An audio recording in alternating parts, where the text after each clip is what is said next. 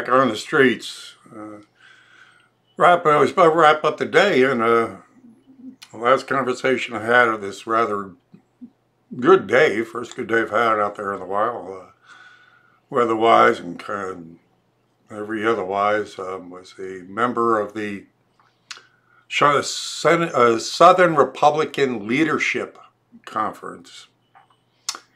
So it was a nice little conversation I had with him on basically where we stand and what we're going and where we're going and what the Southern Republicans are doing. So hope you enjoy this one. It's what I like doing. You never know who's going to walk up to me out there and what they're going to say, and every now and then you catch a good one. And if you like what I'm doing, hit the like button. If you care, share. If you haven't already subscribed, you subscribe. If you really like what I'm doing, well, then you go contribute in the PayPal to my Badass Uncle Sam 76 at Gmail account, or better yet, even go get one of my designs. You can get them on everything from sweatshirts to cell phone covers to mugs and everything else, and that way you can spread the word around. And everything I have comes with a trigger back guarantee. If you do not trigger a liberal, you will get your money back. So here we go. I hope you enjoy this one, and here we go on the streets. We're actually here at the Southern Republican Leadership Conference. Terrific. It's up in Kenner. Terrific. But we got tired of it after about lunch, so we decided we'd come around here and walk around for a while. And then you run into me, and of course I'm going to, then I'm going to start picking your brain. Scalise was there. He was fantastic. Oh yeah. I didn't know he was still walking with a cane. I guess he'll walk with a cane for the rest of his life, probably. Yeah, he was my representative, and I had a couple of conversations with him when he was doing the town halls and whatnot, his people, and he's very good. He's very good. I'm glad he's where he is. Yeah. Oh, he's great. Got good vote. Oh yeah. Let me get a picture of the two of you in there. Come on. All right. Oh, There. Here we are. There you go. Mega! okay, I will go with you. Sure. I'm just like Donald. I like to see the pretty women.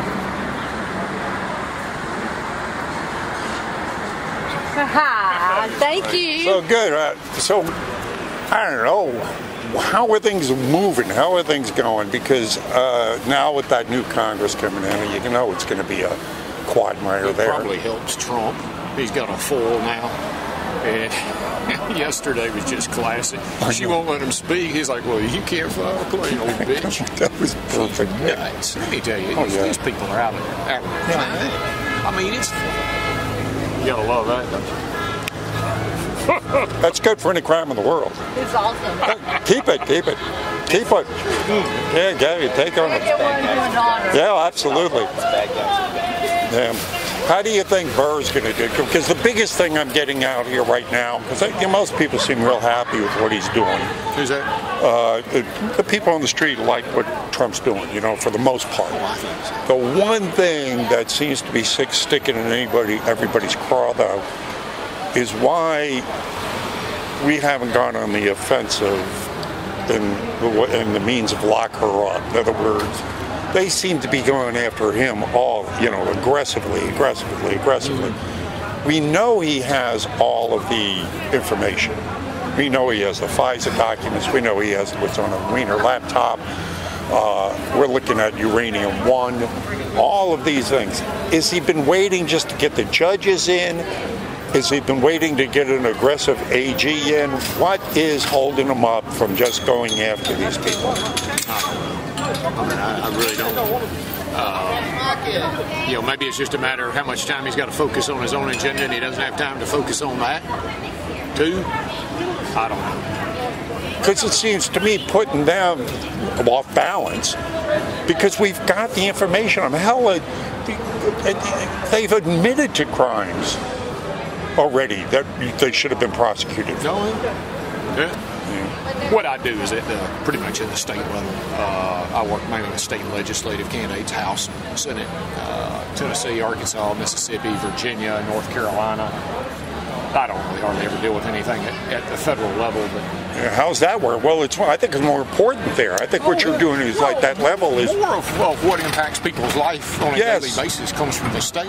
Yes. And what we're seeing with all this dysfunction in Washington is the states are getting more and more important. And you're just seeing the country being ripped to a bunch of different pieces. Out in California, they want to have everything left wing. That's what they want to have up in New York and New England, and in the South, and in the lower Midwest, and in the Plain States. Everybody's like, we don't want that crap. So you've got, certain states going further and further to the right, while other states go further and further to the left, and there's just no middle ground. I mean, gosh, I remember when I was a kid back, Reagan, everything he got done, tax cuts and all that, everything he got was through a Democrat-held House with Tip O'Neill. But back then you had conservative Democrats from the South. We don't have that anymore. They've gone so far to the left. As far as conservative Democrats go, you got Joe Manchin, that's about it. Yeah. He ain't really much of a Democrat. Yeah. Votes with us on everything. I thought Trump was a little rough on him. Probably ought to give him a pass because he votes with us more often than I don't know. I think them winning the House probably works to Trump's long-term advantage. I think it helps him get reelected. Because they're going to be showing their hand and their ass more. Yeah, at the end of the day, this country as a whole is a center-right country. And the further, we can go a little too far right for some people sometimes, but they can go so far left, we're going to win. Whenever that happens, when it's too far right, too far left, people are going to choose to go more right than left, I think. Well, I hear a lot out here what's been pushing it is the educational system has been pushed so far into the left that it's pumping out a lot of these, The state of Connecticut approved, the other day, they've approved a curriculum for elementary school students talking about climate change. It's indoctrination is what it is. I mean, of course, there's climate change. Climate's been changing since the beginning of May. But they base things on records. Well, we've only been keeping records, even in Europe, for like 200 years. The world's been here for millions of years, and they're trying to deter, the world's getting warmer. Well, yeah, warmer, colder, it changes all the time. Well, remember the Revolutionary War? We were at the end of the mini ice age. Well, isn't that just an excuse for wealth distribution? I mean, that's all that basically seems to be. I mean, plus, now there's other things hooked into that. Because there are engineering programs that are going on. Matter of fact, I just watched a short clip on, there's a woman, Christine Megan, was a EPA purchasing agent for the Air Force, who started looking at the chemicals that they were buying, that they were spraying in the air.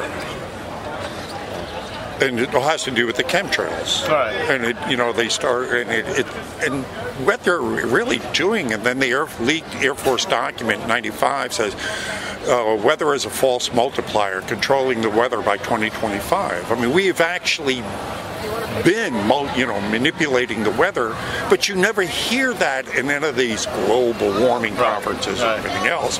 And like you brought up, it's indoctrination. You will not hear the other side of any of this in any of the conferences that come up. Good news from an education perspective is I think a lot of people have finally realized, just in the last couple of years, that we don't need to be sending everybody to college to get a 4-year degree in history that they can't use to get a job. And suddenly, just in the last 1 to 2 years, you're noticing people catching on. It's like, well, we need to start training people with skills. For jobs. We don't have any welders anymore in this country. What was it they were talking about? That More Tech in Memphis, where they've got guys going through auto mechanics training. It's like a year and a half program. And I was just talking to somebody the other day about this kid. He's like 20, I think. All of his friends are in college with all kinds of debt. They're going to be there another 2 years and come out and not be able to get a job. He was offered a job as an auto mechanic for $80,000 a year at age 20, but he was waiting to hear back from somebody else because they were going to pay him $90,000.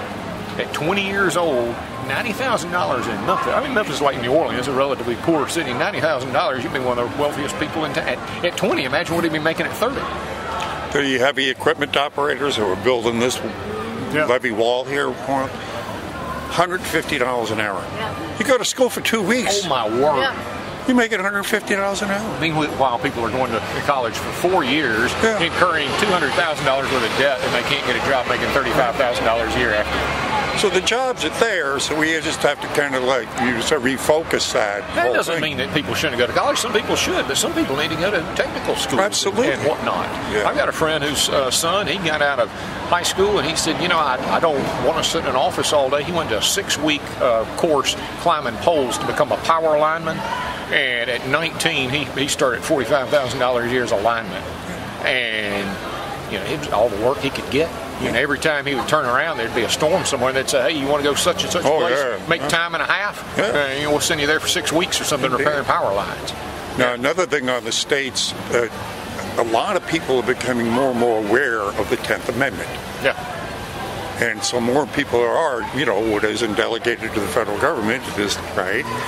So is there any focus on that to get people more aware of that? Because I think that's where because right now the whole thing is about, let's reduce the federal government. Right. Let's get things back to the states. I mean, let's get rid of the Department of Education. Put it back It's to a the state. state function, and the federal you. government shouldn't have anything to do with it. Thank you. Of course, the federal government wants something to do with it so they can control what's taught in the Thank you. classrooms. Thank you. And let's face it, what works in Louisiana and Mississippi and Texas probably doesn't work in Massachusetts. Right. And when this country was founded, the states were supposed to be where most things were done, and the federal government was to do with foreign affairs and military and some things that had to be like canals back 200 years ago and Focus on the border. roadways. Yeah, those kind of things. And everybody wants the federal government to have every answer. They don't. So what do you think is going to happen with how long this shutdown is going to go? What's going to shake out of it? I think it'll go another month or two. I think it's going to go a while. I think eventually Trump will get what he wants. He's not going to get as much money as he wants, but he'll get something. Now, what I've heard, and this is something I heard, that if it goes on for another month, the people that are on furlough are off, he'll legally be allowed then to just cut them off permanently. And I just said, okay, we don't need you. Because, the question is, if they're non-essential government workers, What the hell do we have them for? thank you. What are you hiring non-essential people for to begin with? The thing is, if the federal government keeps going this direction, eventually we're not going to have anything other than you're going to be paying for Medicare, Social Security, debt service, and the military, and everything else is going to go away anyhow, one way or the other, because we don't have any money to pay for it. It's ridiculous. That's why I think maybe he's doing it stealthily to go ahead and keep this thing going to the point where he can start using that machete and start cutting off large chunks of the federal government. I was pulling a news release, I was writing a news release for a client the other day, and I remembered one I had from a few years ago. It had something in it I wanted, and I pulled it out of my archive. It's 5 years old. It's from January of 2014.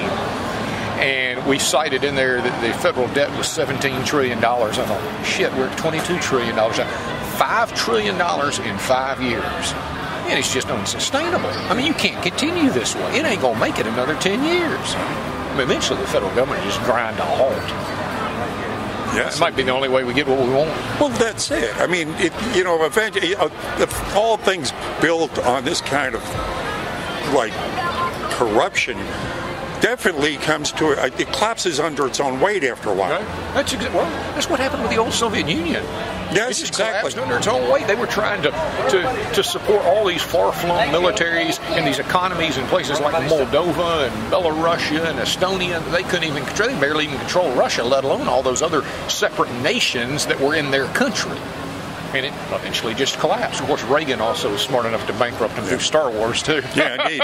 Now, there was a great article in the Daily Caller yesterday, allegedly by a high Trump official, who gave his name, wouldn't give his name, was anonymous, for good reason, because what he said in there was basically what we're talking about. He said, look, we're functioning better now with 15% of the workforce than we were, because a lot of the people that are in there are just mucking things up. Yeah. If they aren't outright working against the Trump agenda, it's the redundancy that's in there that slows things up.